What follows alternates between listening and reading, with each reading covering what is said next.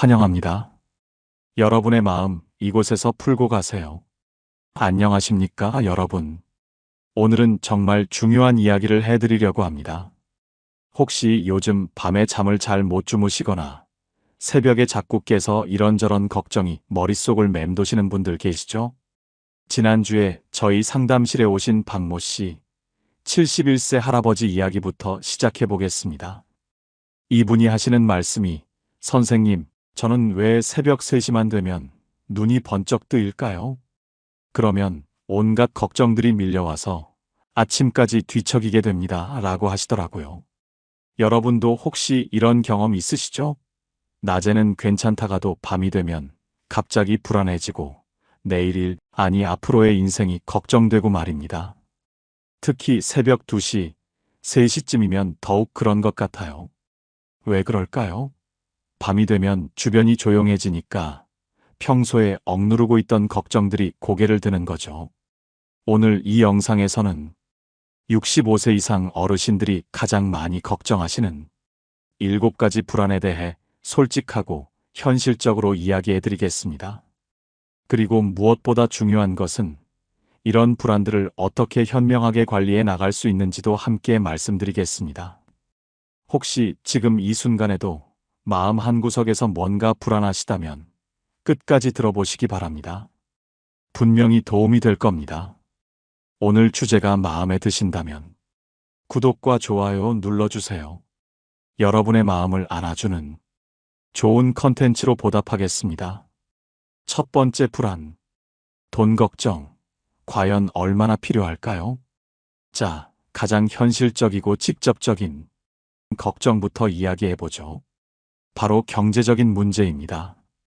은퇴하신 후 통장 잔고를 보시면서 이게 과연 언제까지 버틸 수 있을까 하는 생각 안 해보신 분 계실까요?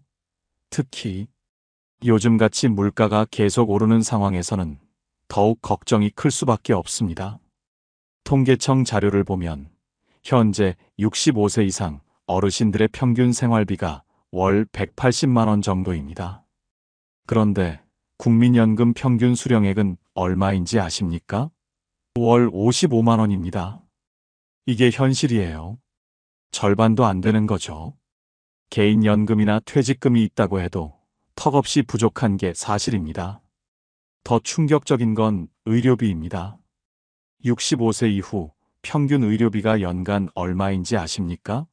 무려 300만 원이 넘습니다. 한 달에 25만 원씩 병원비로 나가는 셈이죠. 여기에 만약 중증 질환이라도 생기면 어떻게 되겠습니까? 당뇨, 고혈압, 관절염 같은 만성 질환은 평생 관리해야 하니까 약값만 해도 만만치 않습니다. 실제로 제가 상담한 어르신 중에 이런 분이 계셨어요. 70세 김할머니인데 당뇨 합병증으로 월 50만 원씩 병원비가 나간다고 하시더라고요. 선생님, 저축해둔 돈이 병원비로 다 나가버려요. 이러다가 자식들한테 짐이 되는 건 아닌지 걱정입니다. 라고 하시면서 눈물을 보이시더라고요. 정말 가슴이 아팠습니다. 또 다른 분은 69세 이 할아버지였는데, 선생님, 아파트 관리비만 해도 월 15만 원이에요. 거기에 전기세, 가스비, 통신비까지 하면 고정비만 40만 원이 넘어가요. 밥값, 병원비까지 하면 국민연금으로는 도저히 안 되더라고요. 라고 하시더라고요. 그런데 더 무서운 건 인플레이션입니다. 지금도 계속 물가가 오르고 있는데 10년 후, 20년 후에는 얼마나 더 오를까요? 지금 월 180만 원으로 생활한다면 10년 후에는 아마 250만 원 정도는 필요할 겁니다. 그런데 연금은 물가 상승률만큼 오르지 않죠. 하지만 여러분, 절망하지 마십시오. 현명한 대처 방법이 있습니다.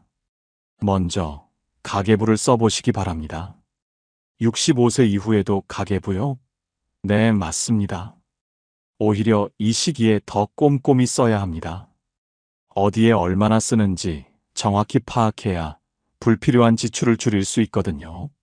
제가 아는 한 어르신은 가계부를 쓰기 시작한 후 월 30만 원 정도 지출을 줄이셨더라고요. 어디서 새어나가는지 몰랐던 돈들이 의외로 많았다고 하시더라고요. 두 번째, 국가에서 지원하는 각종 혜택들을 꼼꼼히 알아보세요. 기초연금, 의료급여, 주거급여, 에너지 바우처 등 생각보다 많은 지원 제도가 있습니다.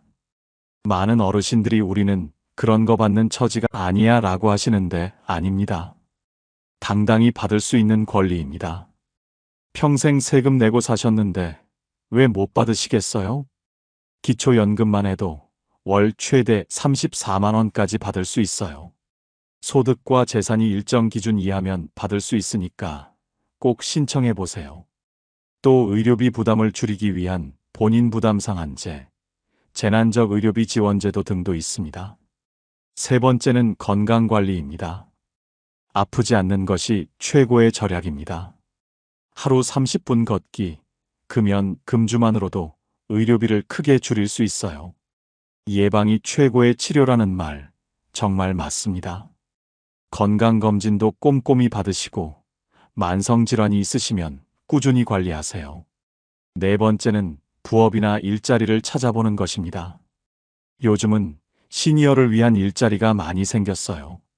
아파트 경비, 학교 급식 도우미, 환경 정리 등 체력적으로 무리하지 않는 선에서 할 수 있는 일들이 있습니다. 월 50만 원, 100만 원이라도 벌면 생활에 큰 도움이 되죠. 그리고 마지막으로 자녀들과 솔직한 대화를 나눠보세요. 엄마 아빠가 걱정되는 것들에 대해 미리미리 이야기해 놓으면 나중에 갑작스러운 상황에서도 서로 당황하지 않고 대처할 수 있습니다. 용돈을 받는 것이 창피하다고 생각하지 마세요. 자녀들도 부모님 걱정하고 계시거든요. 두 번째 불안. 몸이 말을 안 듣기 시작할 때, 이제 두 번째로 큰 걱정인 건강 문제를 이야기해 보겠습니다.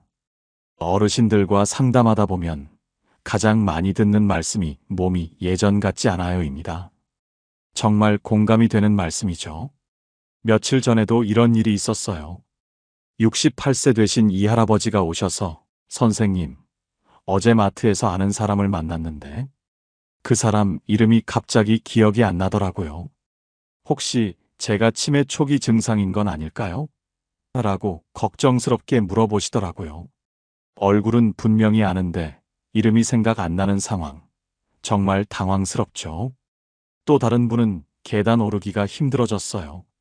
예전에는 3층까지 뛰어 올라갔는데 이제는 2층만 가도 숨이 차요라고 하시더라고요.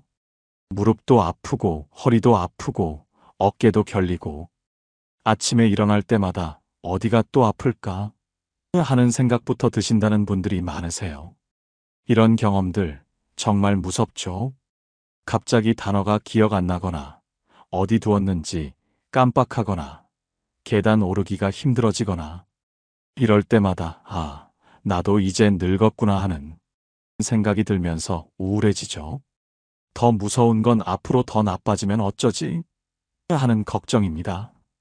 특히 무서운 게 독립성을 잃을 수도 있다는 두려움입니다. 혹시 나중에 화장실도 혼자 못 가게 되면 어쩌지? 목욕도 혼자 못 하게 되면 어쩌지? 밥도 혼자 못 해 먹게 되면 어쩌지? 이런 생각들이 밤새 머릿속을 맴돌죠. 실제로 제가 만난 어르신 중에 이런 분이 계셨어요. 72세 할머니인데 선생님, 요즘 가스레인지 끄는 것을 자꾸 깜빡해요. 어제는 물을 끓이다가 그냥 나갔다가 냄새나서 들어가 봤더니 냄비가 타고 있더라고요. 정말 무서웠어요. 혹시 집에 불이라도 나면 어쩌나 싶어서 가스레인지 쓰기가 무서워요 라고 하시더라고요. 또 다른 분은 밤에 화장실 가다가 넘어질까봐 무서워요.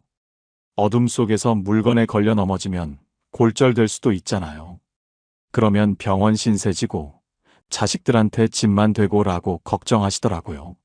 하지만 여러분, 잠깐만요. 정상적인 노화와 질병을 구분할 줄 아셔야 합니다. 모든 변화가 다 병은 아니거든요. 가끔 사람 이름이 기억 안 나는 것, 열쇠를 어디 뒀는지 깜빡하는 것, 새로운 사람 얼굴과 이름 외우기 어려워지는 것, 이런 건 정상적인 노화입니다. 젊을 때부터도 가끔 있던 일들이 나이가 들면서 조금 더 자주 일어나는 것뿐이에요. 하지만 방금 전 했던 대화 내용을 기억 못한다거나 평소 잘 아는 길을 잃어버린다거나 성격이 갑자기 변한다거나 판단력이 현저히 떨어진다면 전문의와 상담이 필요합니다. 치매와 건망증은 분명히 다르거든요. 몸의 변화도 마찬가지예요. 근력이 조금 떨어지고 유연성이 줄어들고 체력이 예전 같지 않은 건 자연스러운 노화 과정입니다. 하지만 갑자기 심한 통증이 생기거나 일상생활이 어려울 정도로 불편하다면 치료가 필요하죠. 건강관리의 핵심은 꾸준함입니다. 하루에 물 8잔 마시기, 하루 6,000보 걷기, 금연금주하기, 규칙적인 수면 등등. 이런 기본적인 것들이 생각보다 큰 효과가 있어요. 특히 걷기 운동은 정말 좋습니다. 돈도 안 들고 언제 어디서나 할 수 있고 효과는 확실하거든요. 제가 아는 어르신 중에 70세부터 매일 아침 1시간씩 걷기 시작하신 분이 계세요. 처음에는 10분 걷기도 힘들어 하셨는데 지금은 5km씩 걸으세요. 혈압약도 끊었고 무릎도 덜 아프고 잠도 잘 와요 라고 하시더라고요. 그리고 뇌 건강을 위해서는 새로운 것들을 계속 배우셔야 합니다. 스마트폰 사용법 배우기, 새로운 요리 도전하기, 독서하기, 일기 쓰기, 퍼즐 맞추기, 화투 치기 등등. 뇌도 근육처럼 쓰지 않으면 퇴화됩니다. 계속 자극을 줘야 해요. 요즘은 치매 예방을 위한 두뇌 활동들이 많이 개발되어 있어요. 숫자 퍼즐, 단어 찾기, 그림 그리기, 악기 배우기 등등. 이런 활동들을 꾸준히 하시면 뇌 건강 유지에 도움이 됩니다. 무엇보다 중요한 건 정기검진입니다. 아프면 그때 가진 뭘이 아니라 미리미리 검사받고 예방하는 게 훨씬 효과적이고 경제적입니다. 국가건강검진, 암검진 등은 무료로 받을 수 있으니까 꼭 받으세요. 조기 발견이 최고의 치료거든요. 그리고 집안 환경도 안전하게 만들어야 해요. 문턱 없애기, 미끄러지지 않는 매트 깔기, 화장실에 안전 손잡이 설치하기, 밤에 켜지는 센서 등 설치하기 등등. 작은 투자로 큰 사고를 예방할 수 있어요. 세 번째 불안. 혼자가 되어가는 두려움. 세 번째 불안은 아마 많은 분들이 말하기 어려워하시는 부분일 거예요. 바로 외로움과 고립감입니다. 이 부분이 정말 마음 아픈 현실이죠. 나이가 들수록 주변 사람들이 하나둘 떠나가죠. 오랫동안 함께 일했던 동료들, 젊은 시절부터 친하게 지낸 친구들이 건강 문제로 또는 영원히 작별 인사를 하게 되고, 그러다 보니 장례식장에 가는 일이 점점 많아집니다. 부고 연락을 받을 때마다 또 한 분이 하는 마음이 들면서 쓸쓸해지죠. 지난달에 상담 오신 72세 할머니 말씀이 정말 가슴에 와닿더라고요. 선생님, 예전에는 친구들이랑 커피 마시러 가거나 등산도 가고 그랬는데 이제는 만날 사람이 없어요. 한 친구는 치매가 와서 대화가 안 되고 또 다른 친구는 몸이 아파서 집에서 나오지 못하고 하루 종일 집에만 있으니까 우울해져요 라고 하시더라고요. 정말 안타까운 현실입니다. 젊을 때는 직장 동료들과 매일 만나고 동네 친구들과 자주 어울리고 했는데 나이가 들수록 만날 사람이 줄어드는 거죠. 특히 남성 어르신들은 더 심각해요. 직장에서만 인간관계를 맺다가 은퇴하면 갑자기 만날 사람이 없어지거든요. 더 힘든 건 가족들과의 소통이 어려워진다는 점입니다. 자녀들은 바쁩니다. 직장일, 육아, 집안일로 정신없어요. 가끔 안부 전화는 하지만 길게 이야기할 시간은 없죠. 엄마, 바빠서 나중에 다시 전화드릴게요. 이런 말을 들을 때마다 서운하면서도 이해가 되니까 더 마음이 복잡해요. 손자, 손녀들과의 관계도 예전 같지 않습니다. 어릴 때는 할아버지, 할머니 무릎에 앉아서 옛날 이야기도 듣고 했는데 이제는 스마트폰만 보고 있어요. 말을 걸어봐도 응 하면서 대충 대답하고 가끔 대화하려고 해도 할아버지, 그건 옛날 이야기잖아요 하면서 시큰둥하게 반응하고 세대 차이가 이렇게 클 줄 몰랐어요. 카카오톡 하나 보내려고 해도 복잡하고 온라인 쇼핑이니 인터넷 뱅킹이니 하는 것들은 더더욱 어렵고 젊은 사람들은 다 스마트폰으로 뭐든지 해결하는데 우리는 그게 어려우니까 자꾸 소외되는 느낌이에요. 나만 뒤처지는 건 아닐까? 하는 소외감이 점점 커져가죠. 실제로 저희한테 상담 오신 분 중에 이런 분도 계셨어요. 69세 할아버지인데, 선생님, 요즘 은행 가면 인터넷 뱅킹 쓰세요. 마트 가면 셀프 계산대 쓰세요. 식당 가면 QR코드로 주문하세요. 이렇게 나와요. 다 어려워서 못하겠더라고요. 젊은 직원들한테 도움 요청하면 귀찮아하는 것 같고 정말 위축돼요 라고 하시더라고요. 또 코로나19 같은 상황이 생기면 더욱 고립됩니다. 경로당도 못 가고 복지관도 문 닫고 종교 활동도 제한되고 그나마 있던 사회적 접촉마저 끊기니까 정말 답답하죠. 하지만 여러분, 새로운 관계를 만드는 것은 언제든 가능합니다. 나이가 들었다고 해서 새로운 친구를 못 사귈 이유는 없어요. 먼저 지역의 경로당이나 복지관을 적극 활용해 보세요. 요즘은 프로그램이 정말 다양해졌어요. 노래교실, 댄스교실, 요가, 서예, 컴퓨터 교실, 스마트폰 교실, 요리교실, 원예교실 등등. 새로운 취미를 배우면서 자연스럽게 비슷한 관심사를 가진 분들과 친해질 수 있어요.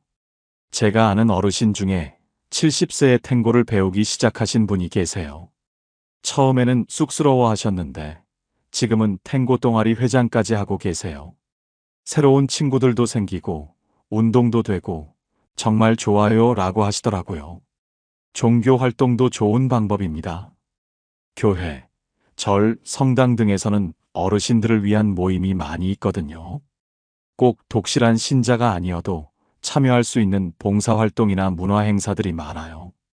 급식 봉사, 청소 봉사, 행사 도우미 등을 하면서 자연스럽게 사람들과 어울릴 수 있어요. 그리고 자원봉사도 적극 추천드립니다. 도서관에서 책 읽어주기, 공원 가꾸기, 독거노인 도시락 배달하기, 어린이집에서 아이들과 시간 보내기, 다문화 가정 한글 가르치기 등등. 누군가에게 도움이 되는 일을 하다 보면 자연스럽게 보람도 느끼고 새로운 인연도 만날 수 있어요.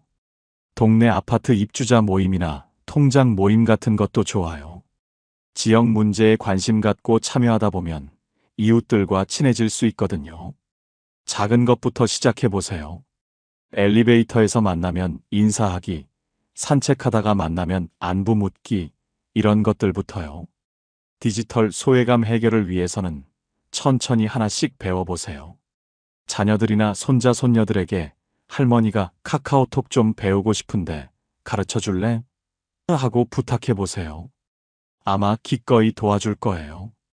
그리고 이런 과정 자체가 가족과의 소통 기회가 됩니다. 요즘은 시니어를 위한 스마트폰 교실도 많아요. 복지관이나 주민센터에서 무료로 가르쳐 주니까 꼭 참여해 보세요. 처음에는 어렵더라도 조금씩 익숙해지면 정말 편리해요. 카카오톡으로 가족들과 대화하고 인터넷으로 정보도 찾고 온라인 쇼핑도 하고 새로운 세계가 열리는 거죠. 네 번째 불안. 나는 이제 무엇을 하며 살아야 할까? 네 번째 불안은 역할 상실과 정체성의 혼란입니다. 40년 가까이 직장 생활을 하시다가 갑자기 은퇴하시면 이제 뭘 하고 살지? 하는 공허함이 찾아오죠. 이 부분이 생각보다 많은 어르신들이 겪는 어려움이에요. 특히 남성 어르신들이 이런 어려움을 많이 겪으십니다. 회사에서는 과장님, 부장님, 사장님 하며 대우받다가 갑자기 그냥 김아저씨, 박할아버지가 되는 거죠. 사회적 지위와 역할이 사라지면서 자존감도 함께 흔들리게 됩니다. 나는 누구인가? 나의 존재 가치는 뭔가? 이런 근본적인 질문들이 머릿속을 맴돌아요. 며칠 전에 상담 오신 66세 전모 씨 이야기를 해드릴게요. 이분이 선생님 정말 갑갑해요. 40년간 회사 다니면서 바쁘게 살았는데 갑자기 할 일이 없으니까 뭘 해야 할지 모르겠어요. 집에만 있으니까 아내랑 24시간 붙어 있게 되는데 서로 스트레스 받아요. 그렇다고 나갈 때도 마땅치 않고 친구들 만나서 술 마시는 것도 한계가 있고 라고 하시더라고요. 정말 공감되는 말씀이죠. 평생 바쁘게 살다가 갑자기 할 일이 없으니까 시간이 너무 길게 느껴져요. 아침에 일어나서 오늘 뭐 하지? 하는 생각부터 드는 거죠. TV 보기도 지겹고 신문 읽기도 금방 끝나고 하루가 이렇게 길 줄 몰랐다는 분들이 정말 많으세요. 더 힘든 건 배우자와의 관계 변화예요. 남편이 퇴직하면 아내는 매일 집에만 있으니까 답답해 죽겠어요 라고 하고 남편은 집에 있으니까 할 일이 없어서 우울해요 라고 해요. 서로 스트레스 받는 상황이 되는 거죠. 제가 상담한 부부 중에 이런 경우가 있었어요. 남편이 퇴직한 후 매일 아내를 따라다니면서 뭐해? 어디가? 라고 물어보니까 아내가 숨 막혀 죽겠다고 하더라고요. 반대로 아내가 외출하면 남편은 혼자 집에 있기 싫어서 어디 가는데 나도 데려가라고 하고 이런 식으로 갈등이 생기는 거예요. 손자 손녀들과의 관계에서도 어려움을 겪으시죠? 좋은 뜻으로 조언해 주려고 하면 할아버지, 그건 꼰대 같은 소리야 라는 말을 들어요. 우리 때는 말이야 라고 시작하는 순간 벌써 분위기가 어색해지고 세대 차이를 실감하는 순간들이 많아지죠. 또 다른 어르신은 이런 말씀을 하시더라고요. 손자가 컴퓨터 게임만 하고 있길래 밖에 나가서 놀아라라고 했더니 할아버지는 몰라요. 요즘엔 친구들과 온라인으로 만나는 거예요 라고 하더라고요. 내 말이 틀렸나 싶어서 기가 죽었어요. 사회적으로도 소외감을 느끼시죠? 젊은 사람들은 빠르게 변하는 기술을 따라가는데 우리는 그게 어려우니까 뒤처지는 느낌이 들어요. 스마트폰 하나 제대로 못 다루니까 나는 이제 쓸모없는 사람인가 하는 생각까지 들게 되고요. 하지만 여러분, 이 시기는 위기이자 기회입니다. 새로운 역할과 정체성을 만들어갈 수 있는 소중한 시간이기도 해요. 지금까지는 남의 시간, 회사 시간으로 살았다면 이제는 온전히 내 시간으로 살 수 있는 기회거든요. 먼저 평생 하고 싶었지만 바빠서 못했던 일들을 찾아보세요. 그림 그리기, 악기 배우기, 글쓰기, 요리, 원예, 사진 찍기, 등산, 낚시 등등 새로운 분야에 도전해 보시는 거죠. 나이가 들어서 새로운 것을 배우면 안 되는 법은 없어요. 제가 아는 어르신 중에 68세에 그림을 시작해서 지금은 개인 전시회까지 여시는 분이 계세요. 평생 붓 한 번 안 잡아봤는데 이렇게 재미있을 줄 몰랐다고 하시더라고요. 처음에는 선 하나 그리는 것도 어려워하셨는데 꾸준히 배우시더니 정말 멋진 작품들을 그리세요. 또 다른 분은 70세에 하모니카를 배우기 시작하셨어요. 젊을 때 음악에 소질이 있었는데 먹고 살기 바빠서 포기했었거든요. 이제라도 배우니까 너무 좋아요. 라고 하시면서 정말 즐거워하시더라고요. 지금은 경로당에서 하모니카 선생님까지 하고 계세요. 또 다른 방법은 멘토 역할을 하는 것입니다.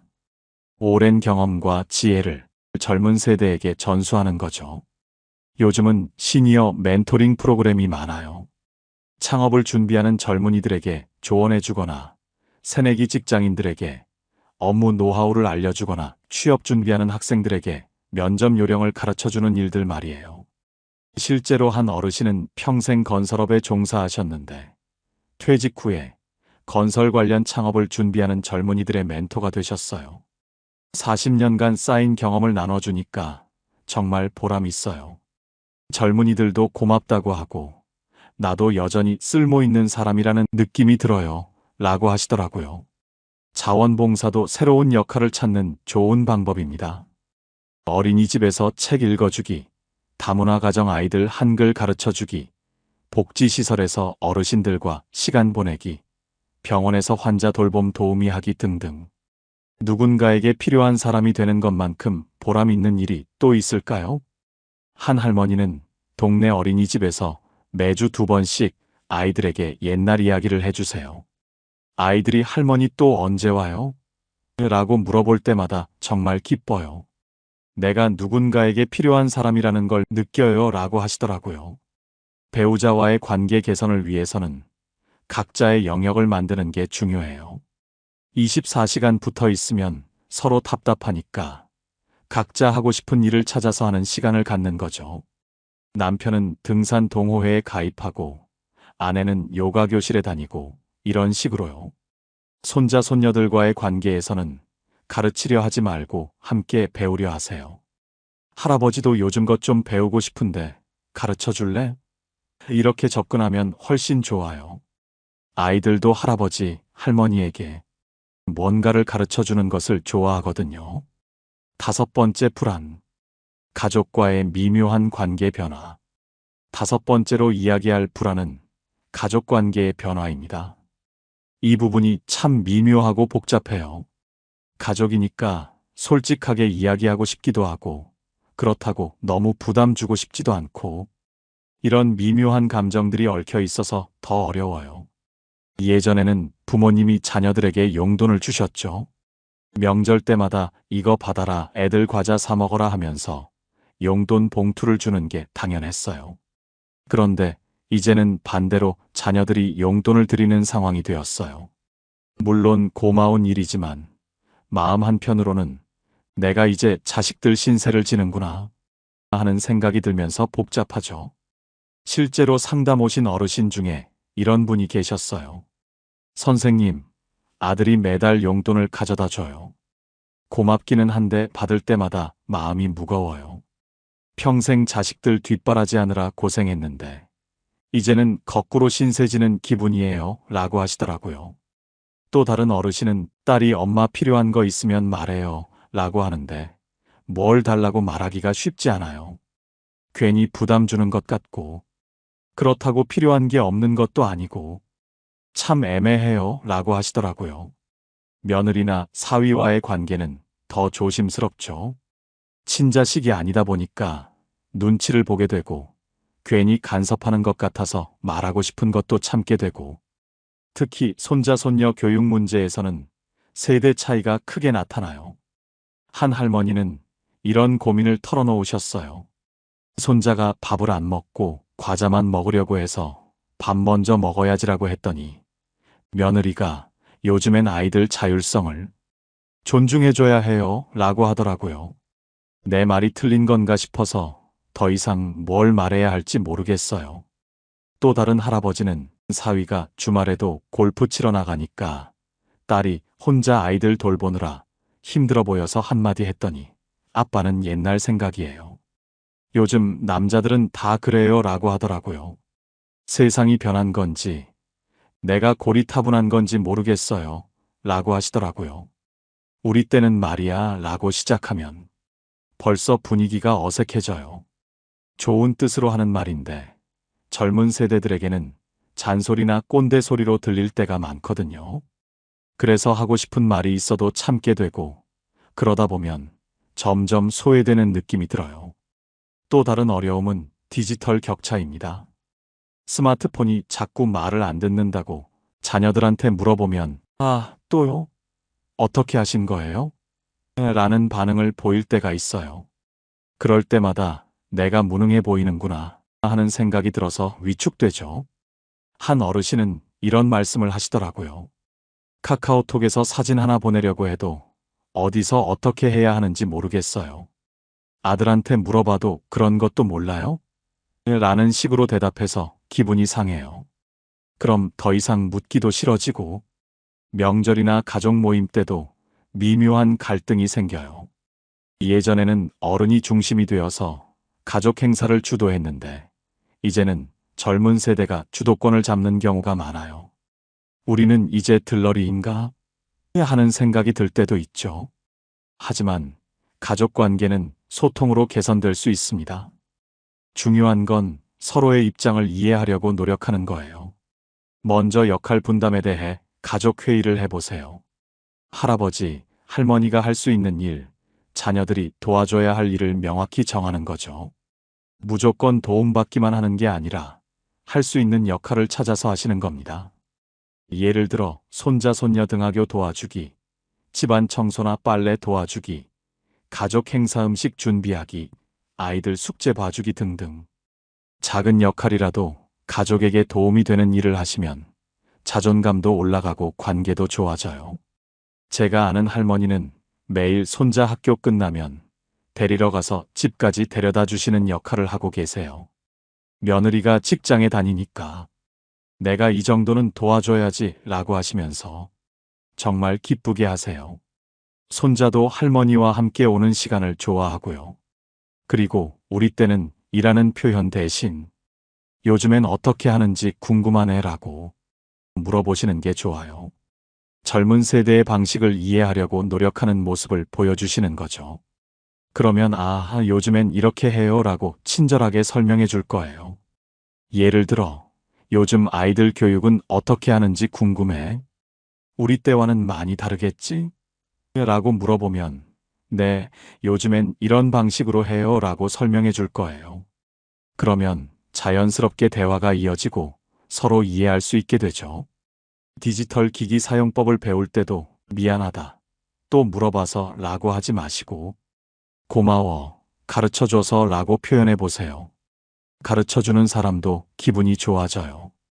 그리고 할머니도 배우려고 노력하고 있구나 하는 생각을 갖게 되죠. 용돈 문제도 솔직하게 이야기해 보세요. 고맙기는 한데 받을 때마다 마음이 무거워진다고 말씀드리면 자녀들도 그런 마음이셨구나 하고 이해할 거예요. 그러면 엄마 아빠가 우리한테 해주신 것들을 생각하면 이 정도는 당연한 거예요 라고 말해줄 거고요. 6번째 불안, 건강한 마무리에 대한 고민. 이제 가장 무거운 주제를 이야기해야겠네요. 바로 죽음에 대한 불안입니다.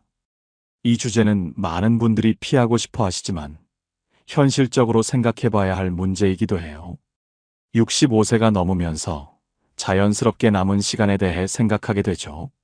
통계적으로 보면 평균 수명이 80세 정도니까 나도 이제 10년, 15년 정도 남았구나 하는 생각이 들어요. 물론 더 오래 사실 수도 있지만 막연하게 죽음이라는 것이 멀지 않은 미래의 일처럼 느껴지기 시작하죠.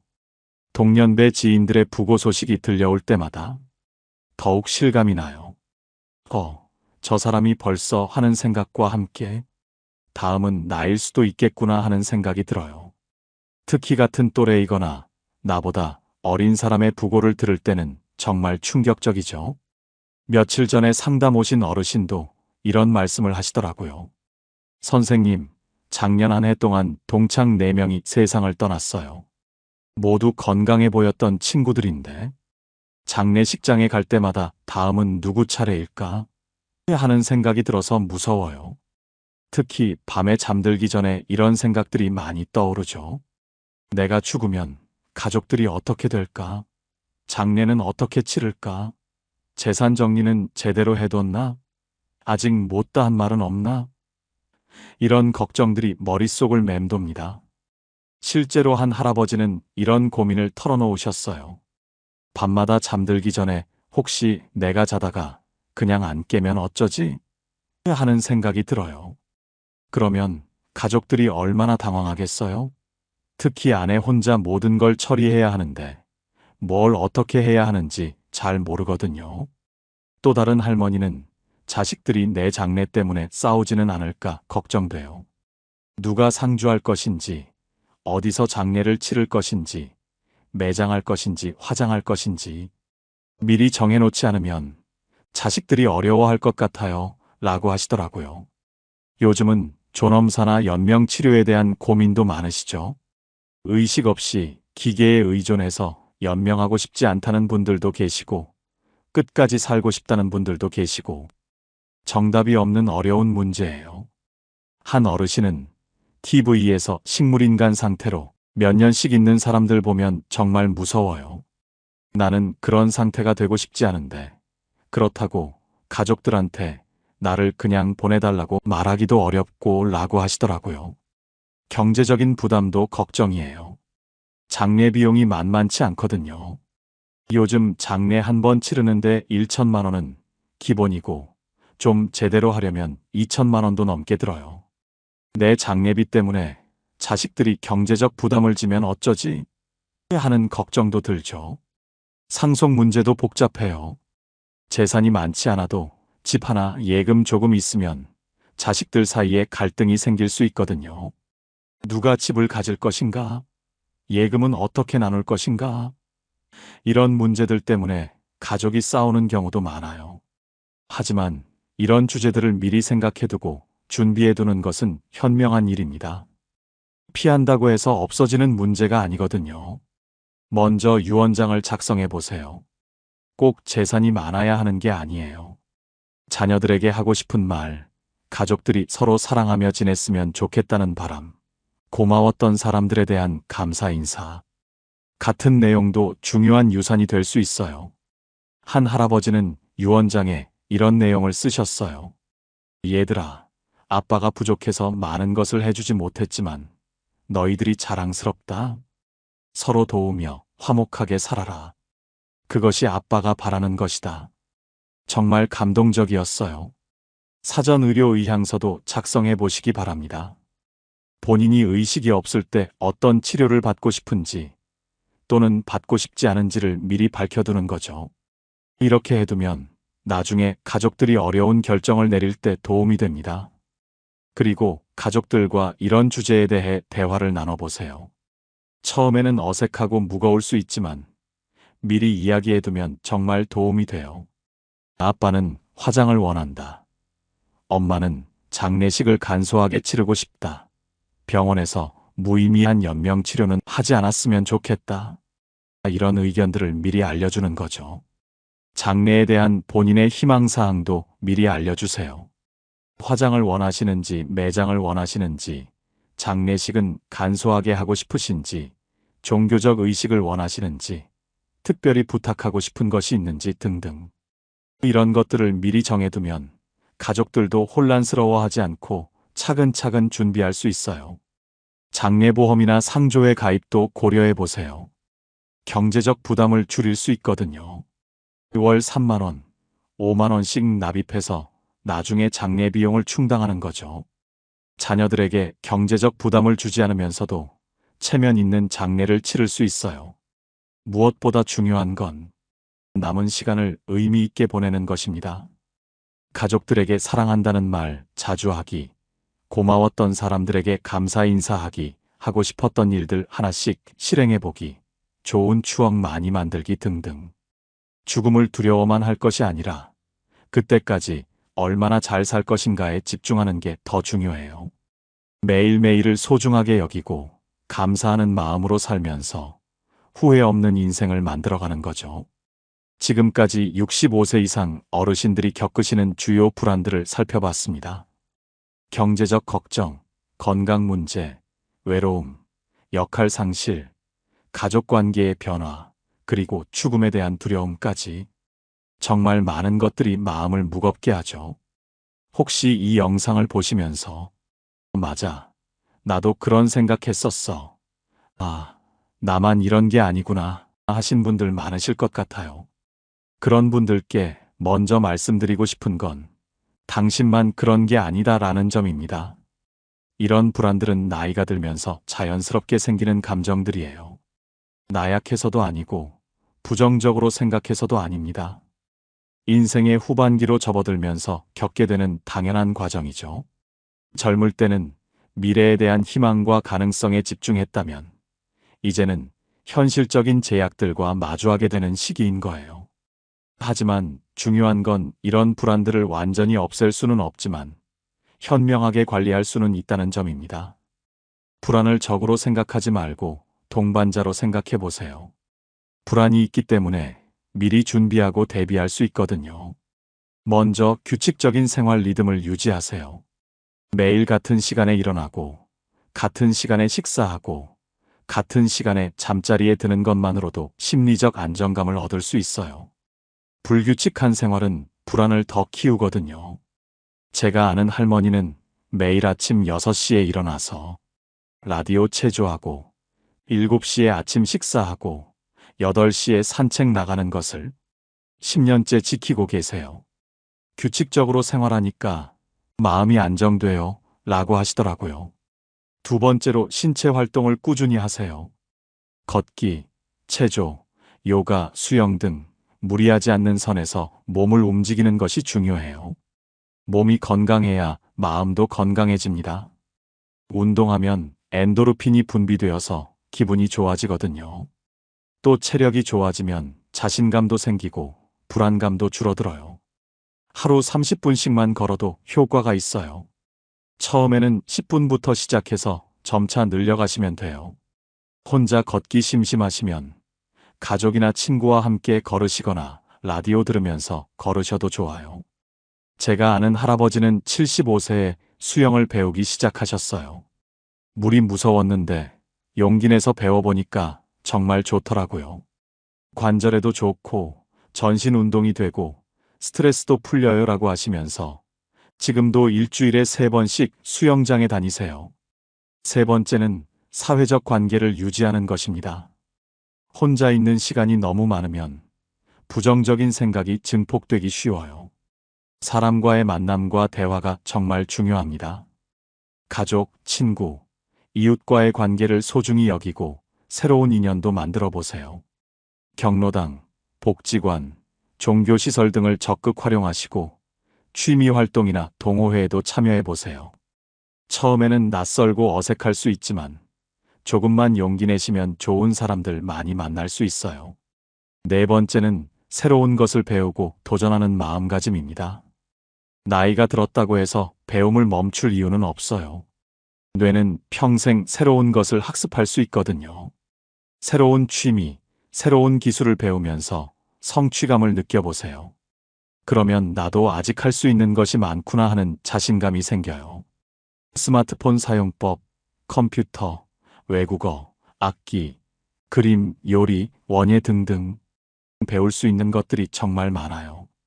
완벽하게 배우려고 부담 갖지 마시고 재미있게 배우시면 돼요. 다섯 번째는 감사하는 마음을 갖는 것입니다. 지금까지 살아오면서 경험한 좋은 일들, 만난 좋은 사람들, 이루어낸 성과들을 떠올려 보세요. 불안에 사로잡혀 있을 때는 이런 긍정적인 것들이 잘 보이지 않지만 의식적으로 찾으려고 노력하면 분명히 있습니다. 매일 저녁에 오늘 감사했던 일 3가지를 생각해보는 습관을 만들어 보세요. 작은 것이라도 좋아요. 오늘 날씨가 좋았다. 맛있는 음식을 먹었다. 가족이 안부 전화를 해줬다. 이런 것들도 감사할 일이에요. 6번째는 스트레스 해소 방법을 찾는 것입니다. 각자에게 맞는 스트레스 해소 방법이 있을 거예요. 음악 듣기, 책 읽기, 영화 보기, 산책하기, 친구와 수다 떨기, 목욕하기 등등. 스트레스가 쌓이면 불안감이 더 커지니까 적절히 해소하는 것이 중요해요. 7번째는 긍정적인 정보에 노출되는 것입니다. 뉴스나 인터넷에는 부정적인 소식들이 많아요. 그런 것들만 보고 있으면 세상이 더 어둡게 보이죠.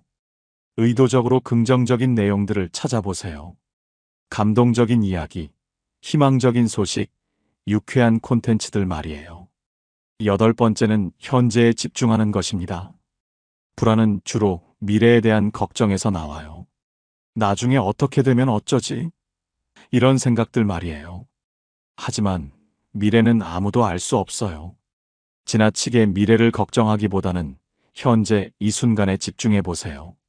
지금 이 순간 나는 괜찮다. 오늘만 잘 살면 된다. 이런 마음가짐으로요. 9번째는 작은 목표를 세우고 달성하는 것입니다. 큰 목표보다는 작고 실현 가능한 목표를 세워보세요. 이번 주에는 매일 산책하기, 이번 달에는 책 1권 읽기, 손자에게 편지 쓰기, 이런 작은 목표들을 달성하면서 성취감을 느껴보세요. 마지막으로 전문가의 도움을 받는 것을 두려워하지 마세요.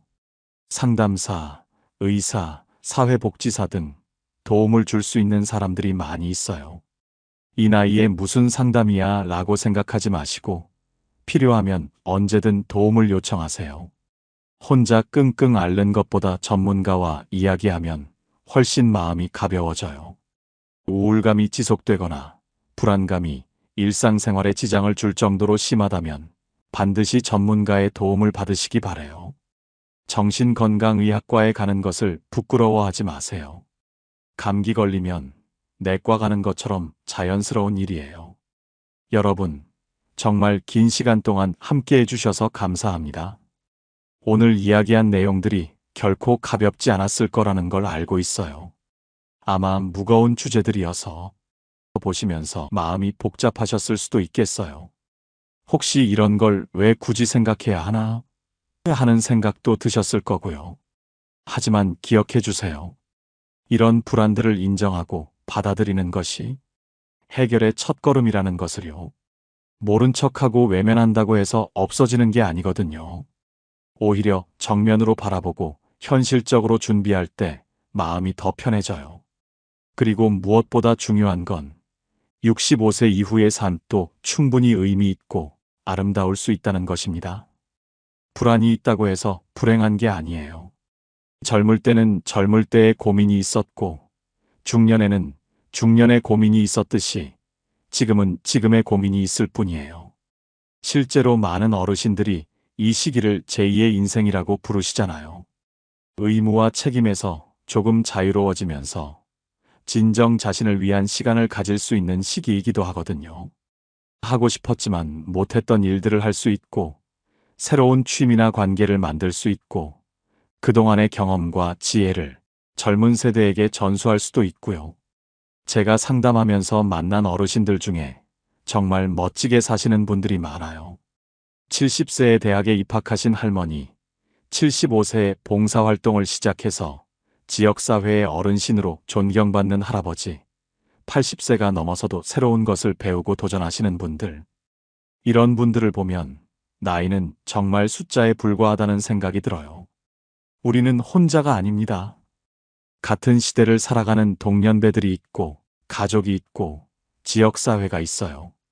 서로 의지하고 도우면서 이 시기를 슬기롭게 헤쳐나갈 수 있습니다. 혼자 감당하기 어려운 일도 함께하면 할 수 있거든요. 그래서 오늘 여러분께 특별히 부탁드리고 싶은 게 있어요. 댓글로 여러분의 경험과 생각을 나눠주시면 좋겠어요. 나도 이런 고민이 있었는데 이렇게 해결했다든지 이런 방법도 있더라든지 나는 이렇게 생각한다든지 서로의 지혜를 나누면서 함께 성장해 나갔으면 합니다. 혹시 내 이야기가 누군가에게 도움이 될까 하고 망설이지 마세요. 작은 경험이라도 사소한 팁이라도 누군가에게는 큰 도움이 될 수 있어요. 우리는 모두 인생의 선배이자 동시에 이 시기를 처음 겪는 초보이기도 하거든요. 서로 배우고 가르치면서 함께 갈 수 있으면 좋겠어요. 그리고 주변에 비슷한 고민을 하시는 분들이 계시다면 이 영상을 공유해 주세요. 혼자 끙끙 앓지 말고 함께 이야기하면서 해결책을 찾아 나가는 것이 훨씬 좋거든요. 아, 나만 이런 게 아니구나 하는 위안을 받으실 수도 있고 이런 방법도 있네 하는 새로운 아이디어를 얻으실 수도 있을 거예요. 마지막으로 한 가지 더 말씀드리고 싶어요. 불안하다고 해서 자신을 탓하지 마세요. 나는 왜 이렇게 걱정이 많을까? 다른 사람들은 괜찮은 것 같은데 나만 유난스러운가? 이런 생각하지 마시라는 거예요. 불안은 자연스러운 감정이에요. 오히려 미래를 걱정한다는 것은 책임감이 있고 신중하다는 뜻이기도 하거든요. 다만 불안에 매몰되지는 마세요. 불안을 인정하되 그것에 지배당하지 않으시길 바라요. 걱정되는 일들이 있지만 나는 지금 이 순간을 소중히 여기며 살겠다. 미래에 대한 준비는 하되 현재의 행복도 놓치지 않겠다. 이런 마음가짐으로 살아가시면 좋겠어요. 그리고 절대 잊지 마세요. 여러분은 지금까지 수많은 어려움을 헤쳐나오셨어요. 전쟁도 겪어보시고 가난도 이겨내시고 자녀들 키우느라 고생도 많이 하시고 직장 생활하며 스트레스도 받으시고 그 모든 것들을 이겨내고 지금까지 오신 거잖아요. 그런 여러분이면 앞으로 오는 어려움들도 충분히 지혜롭게 헤쳐나갈 수 있을 거예요. 나이 드는 것은 쇠퇴가 아니라 성숙입니다. 경험이 쌓이고 지혜가 늘어나는 과정이에요. 젊을 때의 열정과는 다르지만 깊이 있는 삶의 맛을 아는 시기이기도 하죠. 이런 여러분의 모습을 젊은 세대들도 존경하고 배우고 싶어 해요. 오늘 이 영상이 여러분께 작은 위로와 도움이 되었기를 바랍니다. 그리고 앞으로도 여러분의 삶이 건강하고 행복하시길 진심으로 기원합니다. 다음에도 어르신들께 도움이 되는 유익한 내용으로 찾아뵙겠습니다.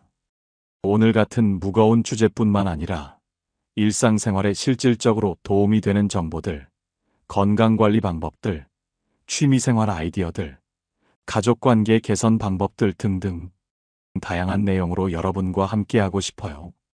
건강하시고 행복한 하루하루 보내시길 바라며 오늘 영상은 여기서 마치도록 하겠습니다.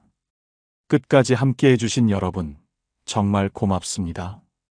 댓글로 많은 이야기 나눠주시고 소중한 분들께 공유해 주세요. 구독과 좋아요도 부탁드려요. 그럼 다음에 또 뵙겠습니다. 안녕히 계세요. 이상으로 마음 풀고 가세요 였습니다.